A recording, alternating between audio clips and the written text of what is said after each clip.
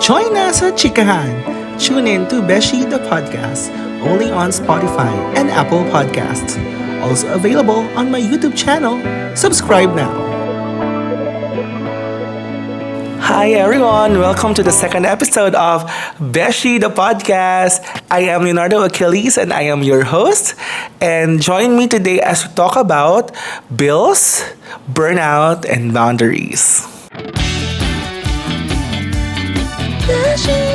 Alright, so mga kabeshis natin dyan, no? Thank you for tuning in again to our podcast. So matagal-tagal po akong hindi nakabalik kasi naging busy po ang beshi nyo for the past months dito sa aming school and for some special tasks sa DepEd. So, ngayon kakabalik lang and I promise you, tuloy-tuloy na po ito after the second episode. Mas regular na po ang ating uploads and i-connect ko lang yung mga naging experience ko for the past months na hindi ako naramdaman, hindi ako nagpakita sa podcast natin. It's because I actually felt this particular phenomenon as an adult, you know, and I guess some of you or most of you or our listeners would resonate with this dilemma. So today I'll be talking about bills, burnout, and boundaries. For the past few months, I guess the reason why I wasn't able to really upload new episodes because alam niyo yung aking creative inspiration kasi yung aking creative force is driven by a lot of motivation. But recently kasi because ang daming nangyayari sa work, ang daming demands, I felt burned out to the point na parang suddenly everything felt colorless. Colorless, nail polish ka, girl. So parang ganun. And somehow, I needed to bring that back because creatives usually, creative work used to be my outlet, used to be an expression for me. But recently kasi, because my work din dito sa day job ko also involves a lot of creative work. Suddenly, creative work became a chore.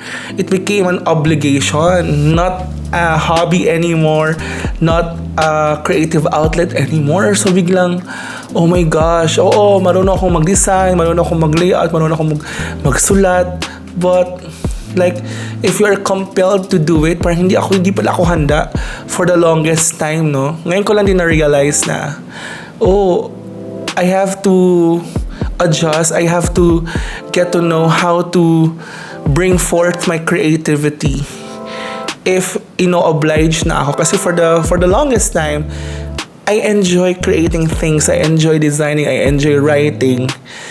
Because I see it as an outlet. I see it as a hobby. I see it as an escape. But recently, trabaho kasi siya. So, ayun, na-burnout si Bading. Ang ending, ayun. So, although yung work patuloy naman, pero yung mga creative pursuits ko, medyo I had to pause for a moment lang ba? 2 buwan din akong naging absent sa podcast space eh. But anyway, ngayon na I recovered a bit of motivation to pursue kasi namimiss ko mag-podcast, namimiss kong maging outlet itong creativity ko. So, here I am. I'm back. Char. So, ayan. So, talagang nakaka-relate ako sa episode natin today because number 1, bills. Number 2, burnout. Number 3, boundaries. 3 realities na hinaharap ng lahat ng young adults and even adults in general. So, for those students who are listening to us right now, who else to swerten you pa? Parang, I don't know if siguro nasa burnout stage kayo because siguro sa dami ng schoolwork, sa dami ng kailangan gawin sa school, sa daming demands, sa daming deliverables, sa daming requirements. However, if adult na kayo, And most especially, pag kayo yung breadwinner, parang everybody relies on you. Parang, and somehow, ang hirap maghanap ng, shoulder or yung anong tawag dyan? Yung haliging masasandalan. Haligi! Oo, parang ganun ba? So, number one, bills. Ngayon, young adults, I know, especially for those who are new to their jobs, I know na parang pinaka-reality natin kapag first time natin may trabaho, pati yung pamilya natin parang, uy, pwede ka na mag-contribute sa bill sa bahay. So, can you still remember the first time you paid your first bill? Oy, diba? Gahot. So, I can remember the first bill I paid for our family, for our house, was our electric bill. It was 13 years ago, and actually it cost around 2,000 plus. Mahal-mahal na yun ha. 10 years ago, parang ngayon, charge inflation or parang factor in si inflation, parang siguro nasa 3,000 na yan, no? Parang something like that. So, kasi aircon kasi sa bahay eh. So,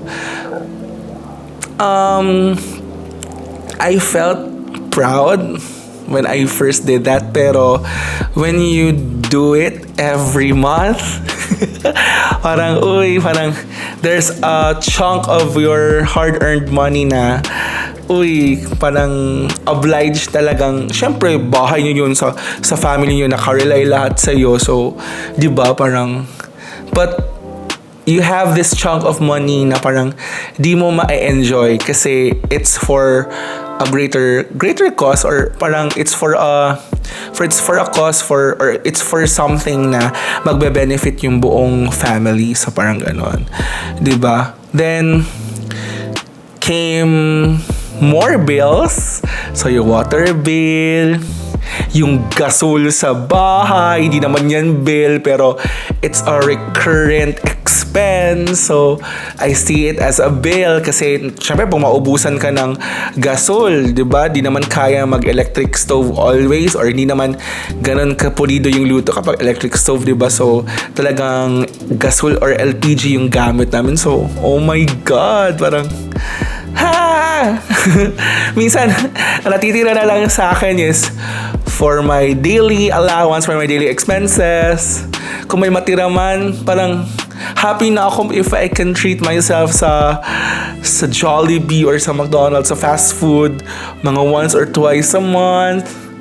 Even Starbucks before used to be such a luxury. Diba, akala ko pag may work na ako, ay makaka-Starbucks na ako halos everyday. My God, halos nag 200 pesos na kape. Parang iisipin ko, parang ilang kilong bigas na to. So parang, and I want to have emergency funds. Ayoko na din namang mag-end up na zeros kung sakasakaling may mga kailangang paggastusan na out of the blue or unexpected, diba? So, nakaka-relate ba kayo doon, mga young adults and mga listeners ng ating podcast? Diba? Parang, bills are piling up every month. We used to call it, I don't know if you're familiar with this, joke siya, pero I actually call it something, si Judith. Judith, from the term due date. So, nandiyo na si Judith. Hi pala, Ma'am Judith, my friend. Oho, mama namin yan dito sa school. May Judith ka din. May due date din kami sa'yo. Pero ibang Judith ito. Yung due date ng lahat ng mga utang, lahat ng mga bills, diba? Parang, ay nako. Parang, it's such a blessing na at the end of the payday, or at the end of the month, meron ka pa rin maitabi for savings, for some wants that you have, diba? So, ayan. How about you guys? How do you deal with your due dates? How do you deal with your own due dates in your lives, diba? So, nako, grabe talaga si Judith, no? So, Anyway, recently medyo nakakahinga-hinga na. Siguro kapag medyo nagka-climb up na yung ating income, the more purchasing power we have, di ba, medyo nagumagaan na din minsan, pero ayun nga lang din, habang tumataas yung income natin, medyo tumataas din sila lahat. Oo, recently tumaas yung bill namin sa kuryente. Nag-reduce kami ng usage, pero tumaas kasi tumaas yung per kilowatt hour. Tapos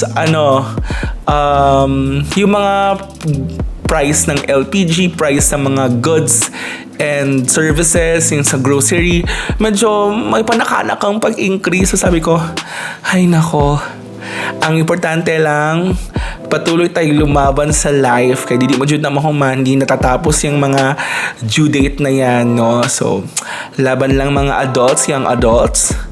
Tapos, yan, yung mga bills na yan, yung mga financial struggles natin bilang mga young adults, somehow, they also contribute to the second part of this podcast, burnout, diba? Sino sa inyo yung burnout ngayon? Parang, pagod na. Char lang, diba? Para kayong si Catherine, pagod na. Oo. Hi. Diba?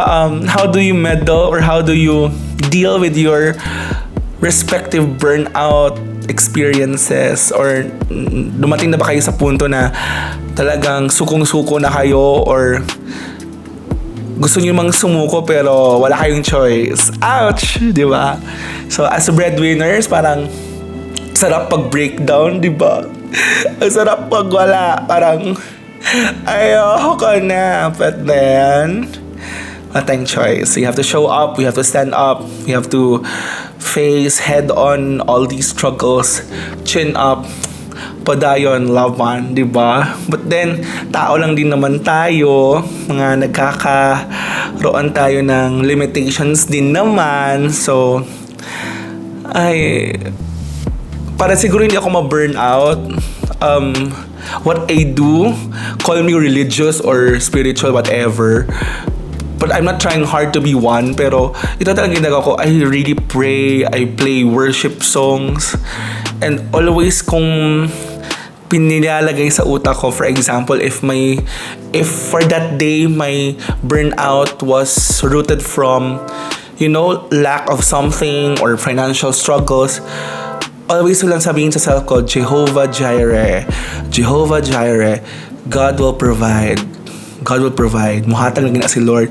Magbibigay talaga yan si Lord. Huwag ka lang mag-alala. Somehow, totoo din naman, parang di ko naman din na maramdamang pinabayaan ako ni Lord.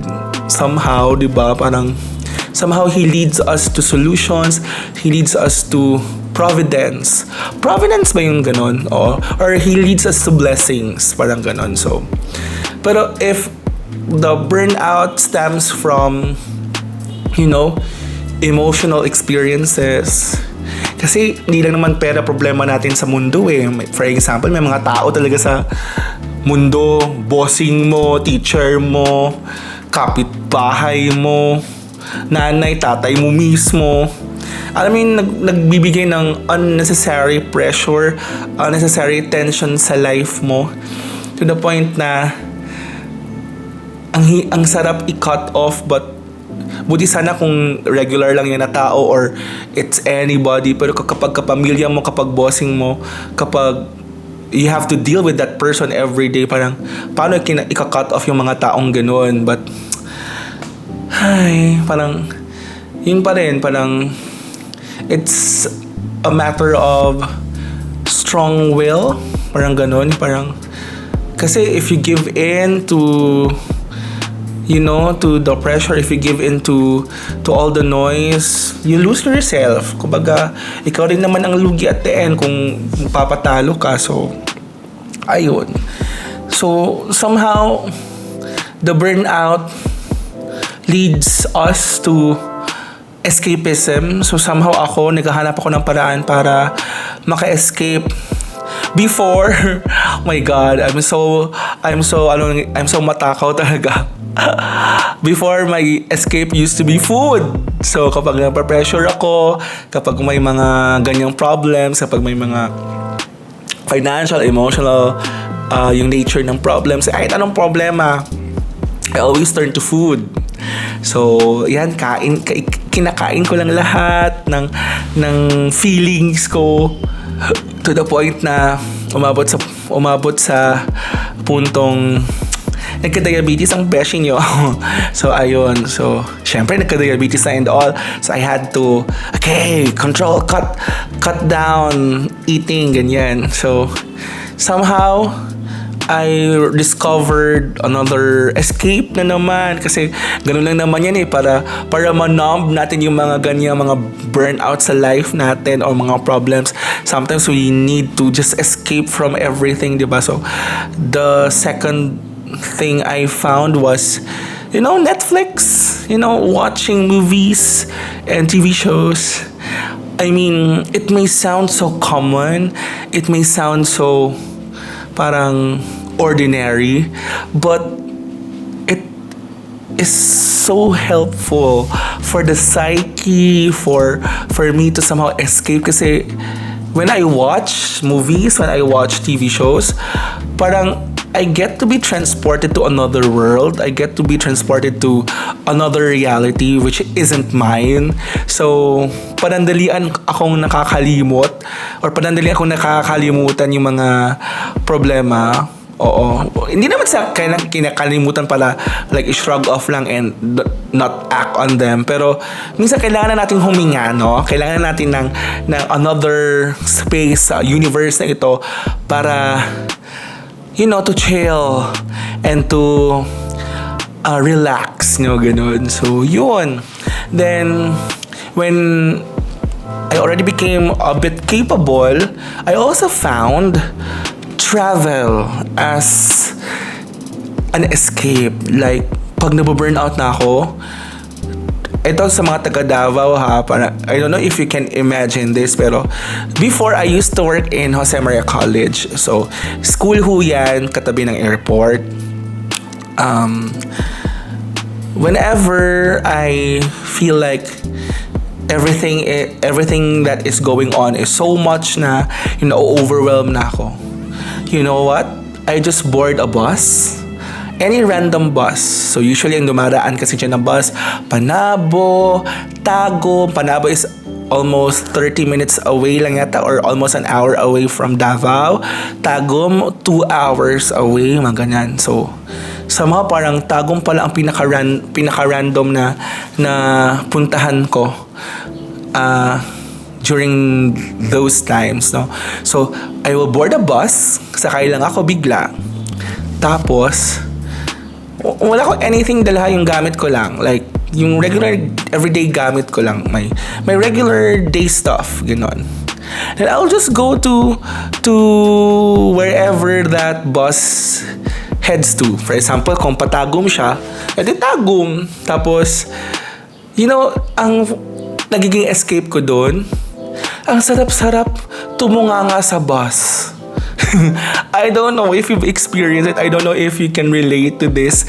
Pero, ang sarap-sarap tumunganga. Ang sarap-sarap maging tulala lang sa bus. Kung may music sa bus, minsan may movie, nagiging white noise ko siya. Then I just look outside the window and parang think of things, process my feelings, ganun lang. Then, pagdating ko ng Tagum, or pagdating ko ng Panabo, or in that case, pagdating ko ng Tagum, bababa ako somewhere sa isang mall sa Tagum, for example, yung Robinsons. Tapos, parang pumunta lang ako ng mall, like regular visit lang. I'll find a place to eat. Minsan nga lang, siomay lang, bites na. Siomay lang, kakain ako ng siomay doon. Tapos, or minsan, may ice cream pa on the other side.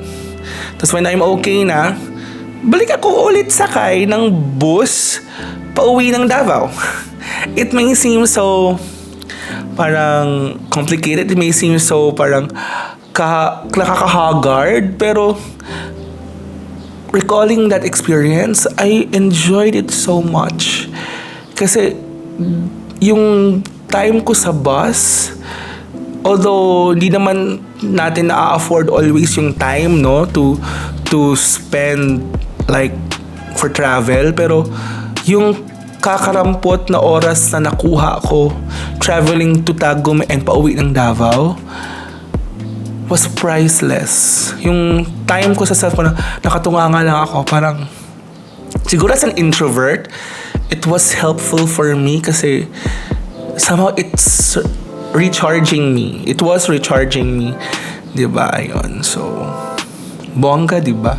Hi, kayo. How about you? How do you deal with your own burnouts din ba? So, anyway, later, we will get to know some, or we will read some of the letters or some of the comments I receive online para sa podcast episode natin today. Alright, so, yung third segment naman natin is all about boundaries. So, I guess, in order for us to somehow deal with things para hindi siguro ma-burn out at the same time, hindi ma-overwhelm sa mga bills, there should be boundaries. Siguro sa bills, as a breadwinner, given na yun, siguro ang akin na lang is some reminders sa family na yung ilaw pag di ginagamit, i-off natin, yung water, conserve water para sa kalikasan, char. Pero para sa water bill lang good yun. Tapos yun sa bills not really so much kasi responsibilities yun eh. Parang the boundary siguro lang, parang konting reminders lang na to conserve what we can conserve sa family, ayun. So, there's no issue about it at all.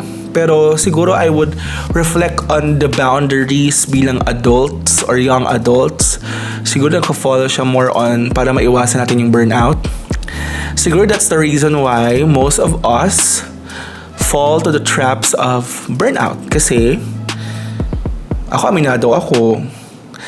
Before, I used to be a people pleaser. Natatakot akong mag-say no sa mga people kasi feeling ko pag nakapag-say no ako, pag nakapagsabi ako ng no, I feel like I'm already a disappointment. Sino nakaka-feel lang ganun? So, what I used to do before is yes lang ng yes. So, Leo, can you work on this? Lay, kailangan namin ng ganito. Mayroon kang ganito. Kayo mong gawin to. Ganito, ganyan. Ganitong na date. Kaya. So, and I ended up drowning in all of those. So, parang sabi ko, my gosh, hindi pala healthy na sige tayo, yes, no? Then, once I tried to say no, just once lang yun ha, parang sinubukan ko noon, parang may backlash agad, parang ganyan ka na, ganyan. So parang I think it was my boss na parang automatic, parang di ko lang na pagbigyan because I had to prioritize something else which is as equally important as yung hinihingi niya sa akin. Hindi ko lang napagbigyan. Parang nag-mark na sa kanya na I am incompetent. I am like not contributing to the goals of the organization. Parang gano'n na yung level agad. So parang sabi ko, gano'n agad yung impact. Tapos it went to a point na naging na din siya, naging talk of the people na din siya sa workplace. Parang for just one no, all the yeses I was able to offer before, parang na-eradicate lang bigla and parang ganun. So, but then, sabi ko, sige, yes, like, so bumalik ako ulit sa cycle. And to the point na parang nagkasakit na ako, na-stress na ako and all. Then, some of my friends told me, and I guess, ngayon ko na din siya mas na-apply.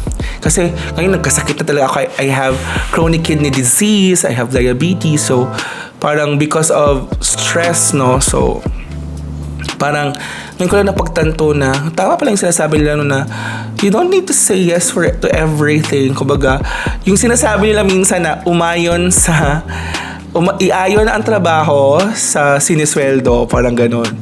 Hindi din kasi ako ganun eh, parang I was built, I mean, it's in my DNA already to go the extra mile, diba? So, I guess what I needed, and this is what I do now, I really have boundaries. So, for example, ngayon, I am here in school, it's a holiday, but then, the reason why I am here, I was not compelled. Pumunta na ako dito sa school. Itong shooting this podcast, this is just parang, parang afterthought na din ito. It's not really my intention to have it done today. Pero sabi ko, say shoot na lang ako. Kasi quiet pa naman, and I think this office is the only thing quiet na pwede kong pag-shootan ng podcast. I was here to check some work, some students' outputs kasi grading deadline na next week. The reason why, don't parang raise some violent reactions. I just did that because ay gusto ko magpahinga tuloy-tuloy. Kung mag-movie ako mamaya, kung magmamall ako mamaya, gusto ko wala na akong iisipin may trabaho pa ako na naiwan, may trabaho pa ako next week. Gusto ko tuloy-tuloy, which is I am already done with everything, diba? Kaya nga nakapag-shoot ako ng podcast kasi I am sure that I am done with my grades, I am done with tasks that I needed to do. So, ayoko din kasi na pagka next week kumahog. Ayoko din na may utang na trabaho. So, parang nagkakaroon ko ng peace of mind. And I want to rest. I want to take a break. Na yung wellness break ng DepEd. Gusto kong mag-take ng break na wala akong iniisip. Di ko naman pwedeng pagsawalang bahala lang. No? Pusang, bahala na yung trabaho dyan. Basta break. Ayoko din ng ganun. Gusto ko parang yung may peace of mind. Parang ayoko nung pagpapahinga na ako, manonood ako ng movies, biglang, di ko pala tapos yung ganito, di pa pala tapos yung ganyan. So, talagang tinapos ko muna lahat before I head on to continuing my wellness break. Diba? Parang ganun. So, yun, importante pa talaga ang boundaries, guys. No? Boundaries. Parang, dapat alam lang natin kung hanggang saan lang dapat yung in-effort natin, hanggang saan lang muna dapat. So, ako as much as possible. That's why I'm here on a holiday because ayoko magdala ng work sa bahay. As much as possible, kapag bahay is equal to tulog, bahay is equal to kain. Ganun lang.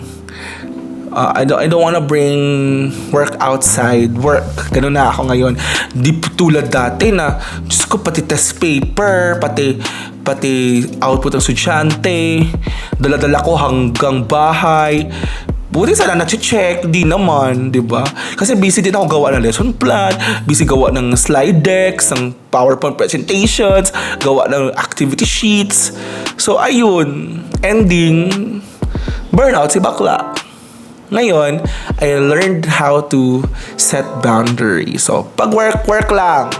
Pag sa school lang na things yan or matters. Pero pag personal na like house or pag nasa mall ako, I am there to enjoy. Oh, di ba? Sana kayo rin, di ba? Dear Beshie, na at this point, meron tayong mga letters from our viewers, no? So,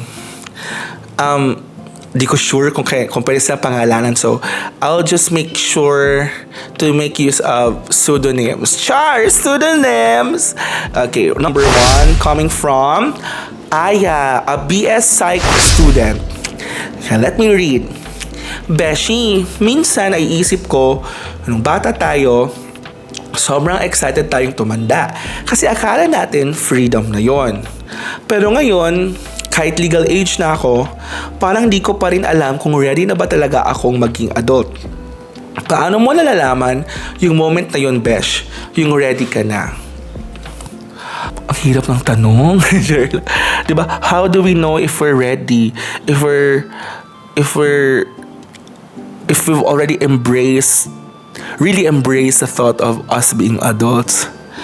Siguro sa case ko, late ko nang mas na-feel.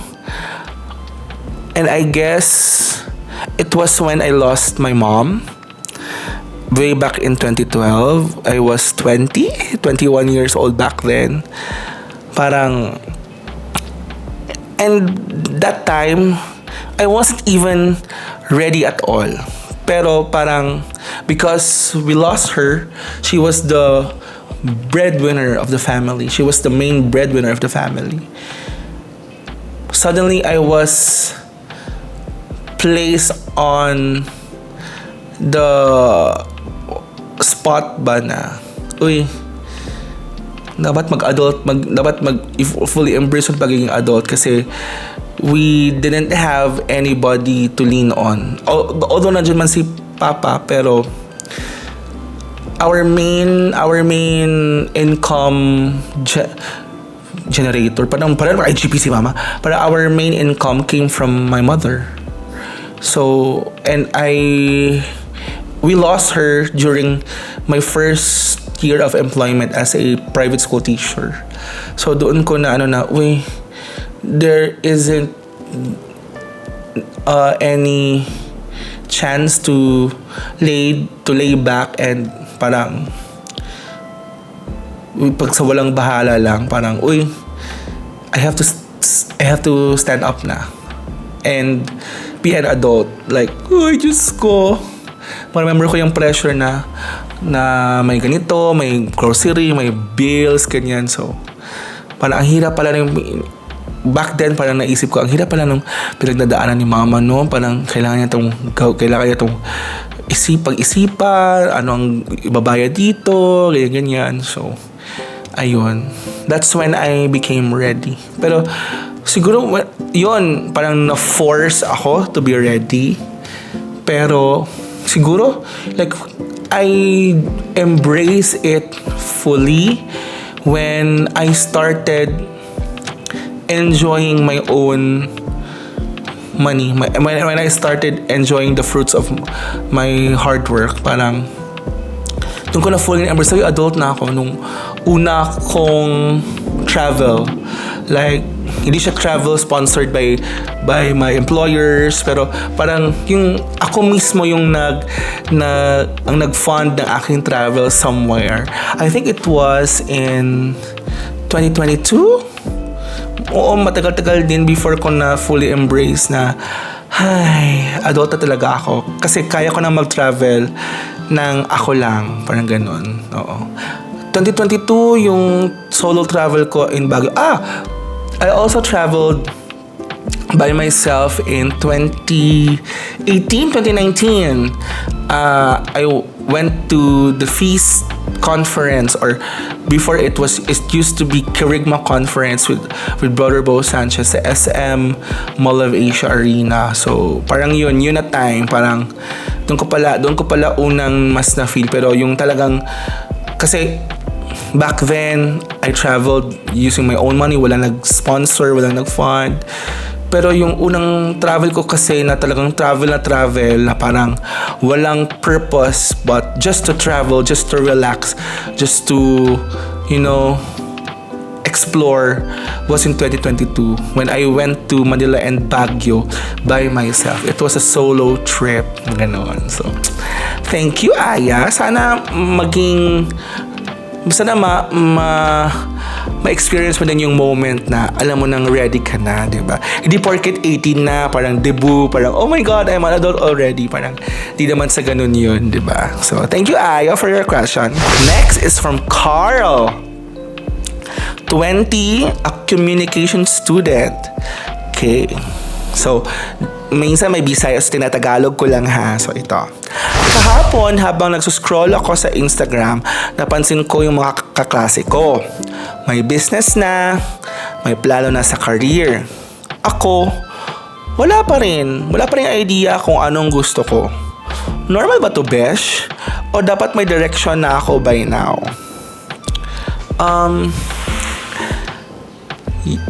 20, so perhaps you're fresh from graduating from college. I guess it's normal to feel that way if hindi mo hinanda yung sarili mo, if you didn't have goals.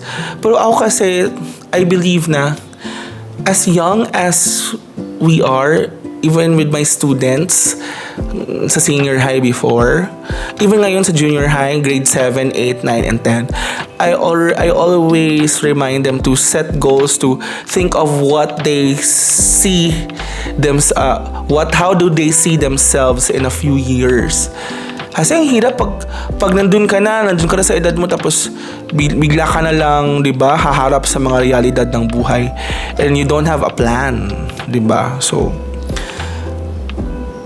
siguro normal na minsan ma-feel na ma-compare natin yung sarili natin na, okay, sige ito may business na, sige ito may pamilya na. I can really resonate with that because ako 34 na, empleyado pa rin. Some of my kaedaran, may mga pamilya na, may mga empires na, may mga napundar na sa buhay. Ako medyo natutok ko kasi sa work at sa studies yung aking buhay. So ang ending parang catching up ako ngayon sa mga bagay-bagay na yan, di ba? Pero isa lang din ang natutunan ko, it's not too late. It's never too late for us. So mas mahalaga na may direction. Kumbaga, may intention tayo to have these goals, and for us na hindi lang sila gawing dreams, but gawin talaga natin silang goals. Ang pagkakaiba ng dreams sa goals, ang dreams lang. Hoping ka lang na sana ma-achieve mo, ganon. Ang goals kasi, you will do everything para ma-achieve mo yung mga goals na yon. Like, diba? You will plan everything para somehow with the guidance of the Lord, push, diba? Ma-check natin yung lahat ng mga goals natin sa life. So, I guess, young ka pa naman, 20, it's not okay to be directionless. It's okay to feel na ma-compare mo yung sarili mo sa mga sa mga colleagues mo, sa mga kaedaran mo. But you have to be inspired to have your own goals. Hindi pwedeng lang, parang sulking ka lang dyan sa gilid na parang, wala akong direction sa life. No, you begin paving the way for yourself. You begin creating checklists for yourself. Dapat ma-achieve mo to. And syempre, ipagdasal mo na guidean ka ni Lord sa mga lahat ng plano mo. Kasi I also believe na you can't do everything without Christ. So, yan. Submit na kay Lord ang plano. Somehow, sana, i-guide niya na, diba, kasi kung hindi naman, naniniwala na ako, kung hindi din tayo malilid sa mga gusto natin, it's not because it's a rejection, but I always believe, kaya sabi na ni Tony Gonzaga, sabi ng mga ilang mga friends natin, na it's not a rejection, but it's a redirection. Maybe God has something much better in store for us, diba? So, ganun na lang. Kasi naman, ma-depress ka dyan, na parang, it's not for me, like, OMG, parang ganun. So, diba? So, you better start having your goals. Ayan. So, Carl ha, checklist ka na. Third is from Patty, a marketing intern. Lagi kong naririnig sa mga tao, habang bata ka pa, mag-hustle hard ka na. Pero minsan, gusto ko lang matulog, besh. Worth it ba talaga yung hustle habang bata pa? O okay lang bang magpahinga muna? Yung tulog ha, hindi ko yan siya talaga ma-underplay yung kahalagahan yan. Kumbaga, siguro young adults can relate to this. Sleep has become one of our luxuries. Diba? Parang, there was a point in my life na parang nakaka-guilty matulog. Kasi ang daming gagawin.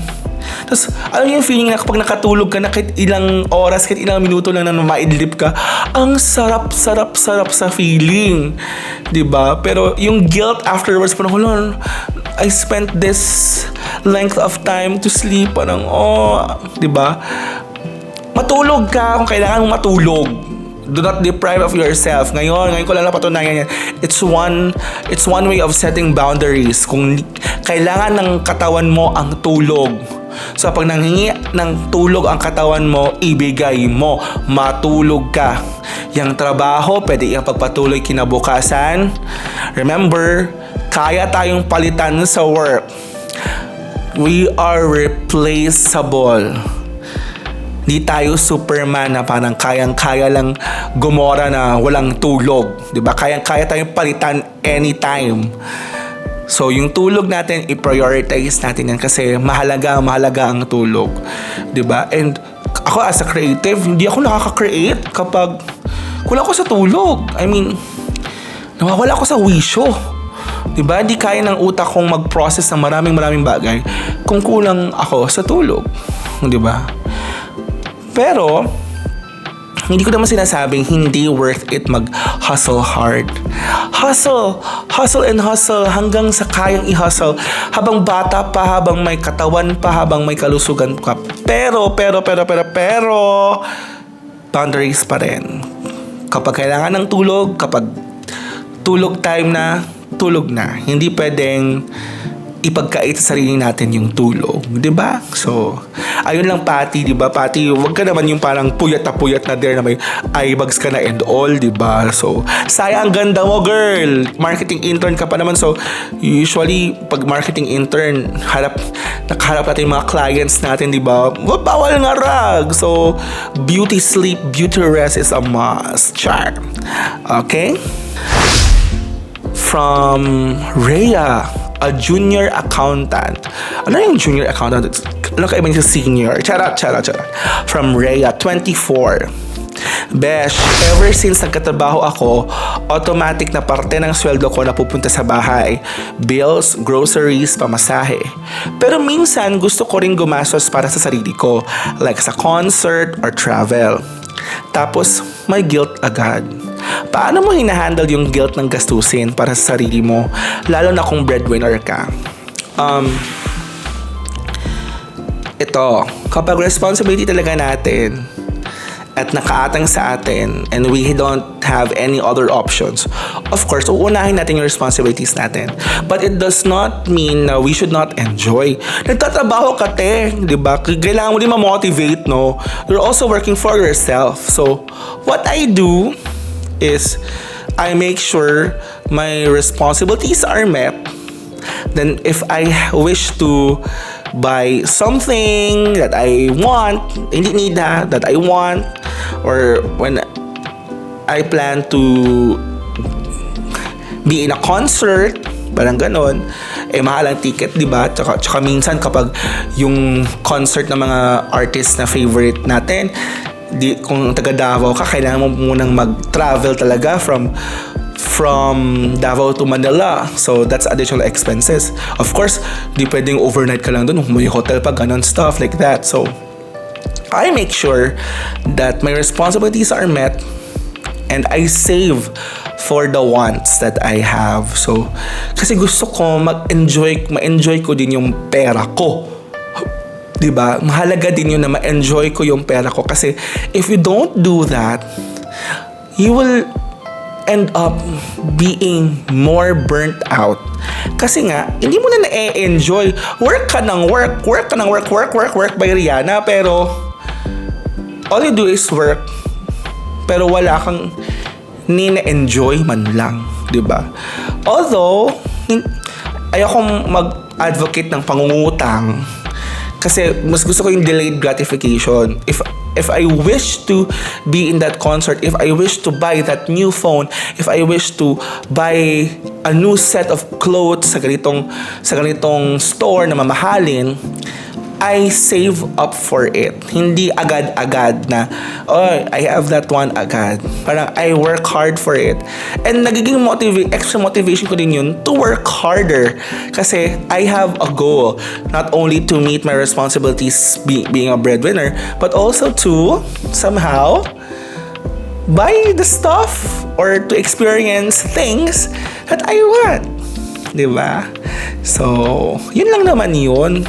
Di kailangang i-burden mo sarili mo sa guilt. Magigilty ka kung hindi mo inuna yung responsibilities mo, tapos hindi mo pa din na serve yung gusto mo. Pangit yun. So, or magigilty ka talaga kung inuna mo yung gusto mo, pero napabayaan mo yung mga responsibilities mo.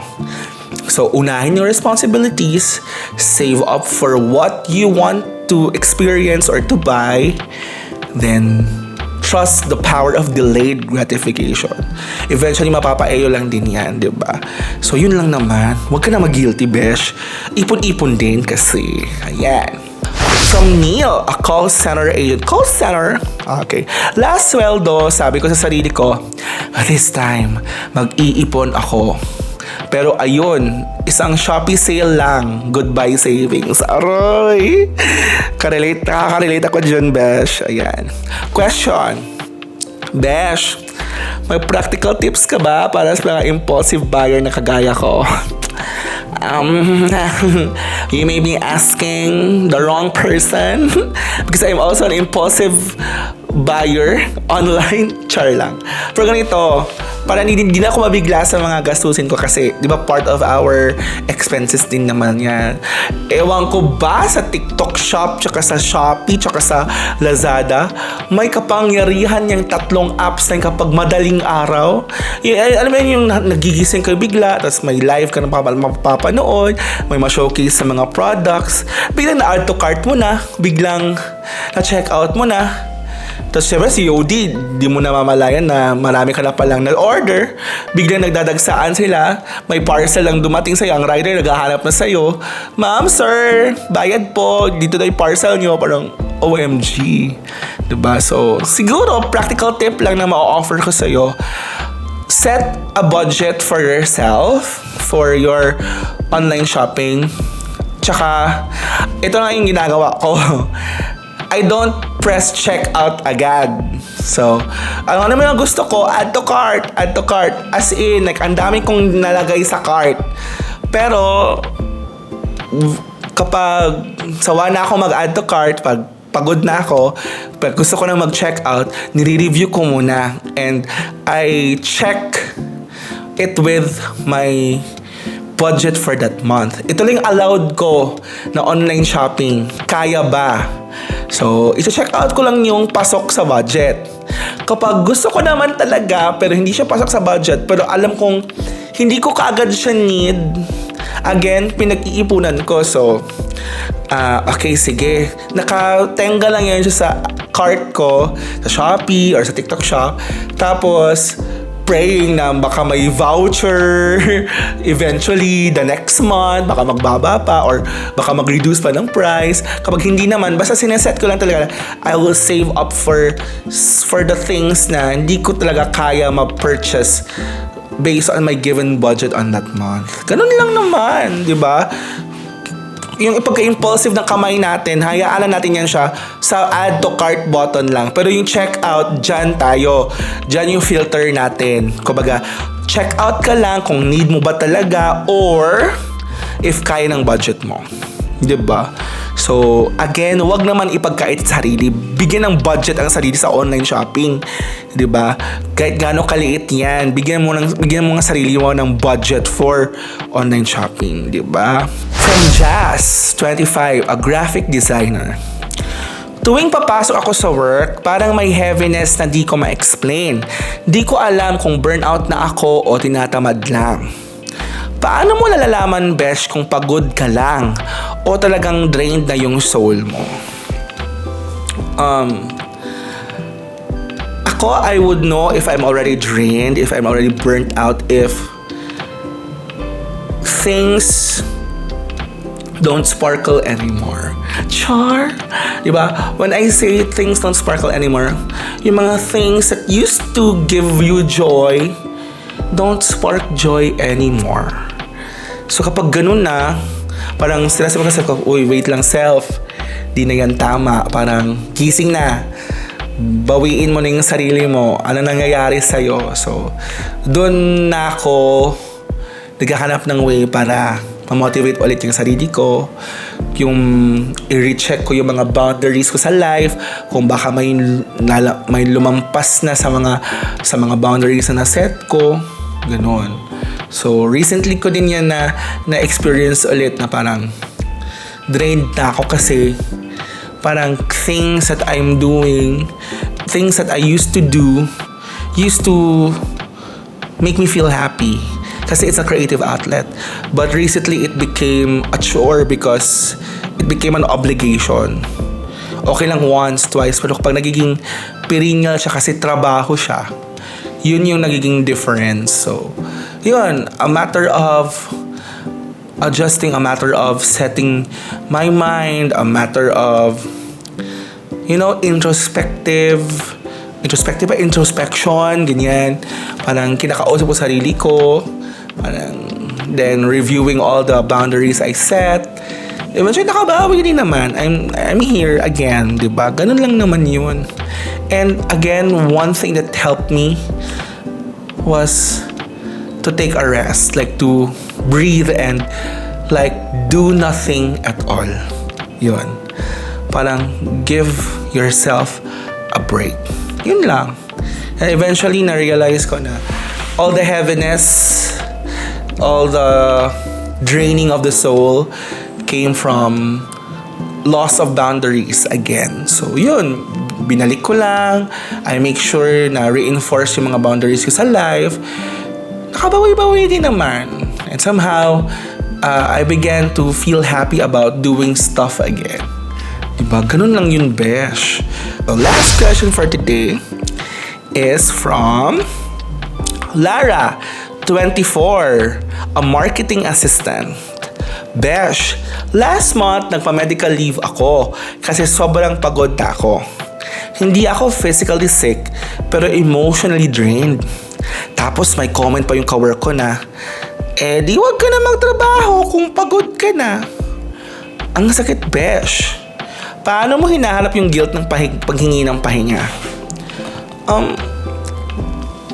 I always believe that health is not only physical. Mental health is still physical health. Emotional health is still physical health. So if you feel drained, if you feel emotionally unwell, may sakit ka. Hindi nga lang katawan yung may sakit sa'yo. Either yung damdamin mo o either yung kaisipan mo. Di utak ka, di ka baliw or something ha. Pero may something wrong and it needs to heal. It needs to be cured. So, don't be guilty going absent, no? If you're like drained, again, balik tayo sa mga nasabi ko na din before, try to recheck your boundaries. Try to see where the problem lies. Kasi kahit magpahinga ka ngayon, kung hindi mo maa-address yung pinakaugat ng mga bagay-bagay na yan, paulit-ulit mo yung ma-experience. Paulit-ulit yung magiging parte ng realidad mo. Hindi ka na makakatakas dyan kung hindi ka talaga tatakas. So, what you need to do is to solve the root of the problem. Kung sa boundaries mo ba, or if there's too much work going on, try to communicate. Sa boss mo ba? Sa katrabaho mo ba? Ganon. If hindi naman issue yung workload, pero the issue stems on lack of emotional support sa family, sa jowa mo, sa asawa mo, or sa mga kaibigan mo, then rebuild those relationships. Try to reach out to them. Parang, rekindle the relationships you have. Kasi baka lang din kailangan din natin minsan ng pansin. I believe that na minsan kailangan lang natin ma-acknowledge na, huy, nandito ako. I need your support. Parang, kakayanin ko to if I know you are there with me. Diba? So, kung wala ka namang jowa, single ka naman, edi sa family mo, kung nag-iisa ka din naman, wala kang family, edi maghanap ka sa friends mo. Kung wala kang friends, wala kang jowa, wala ka din kapamilyang malapit, ay nako, kay Lord ka na lang talaga lumapit langga. Kasi at least doon may infinite source ka of motivation and guidance, no? So, 'di ba? Parang ganun lang din talaga. Kung di mo kaya makuha dito sa mundo, edi ask from God above, 'di ba? And then baka siguro siya mismo maibigay siya, may i-lead siya na tao sa path mo na uy, umaasa siya, char lang, na mailid siyang tao, maibigay siyang tao sa'yo, whether a friend, whether a future relationship, or whether a chance to be with your family, para, to spark joy again to your life. Ayan. So, thank you very much sa mga nagpadala ng questions. If you want to ask questions to me or if you want to share your story, please PM Beshie the Podcast on Facebook, or you may send me an email here. Nasa baba, nakalagay yung email natin for this podcast. So, ayan. So, I hope guys you enjoy the podcast. You enjoy the podcast today. I hope tuloy-tuloy na ito. The second episode was a blast. Siguro yung first episode natin medyo funny-funny. Yung second episode natin medyo a little serious kasi medyo adult yung usapan natin. So, don't worry, in the coming episodes, mas tatawa-tatawa tayo, diba?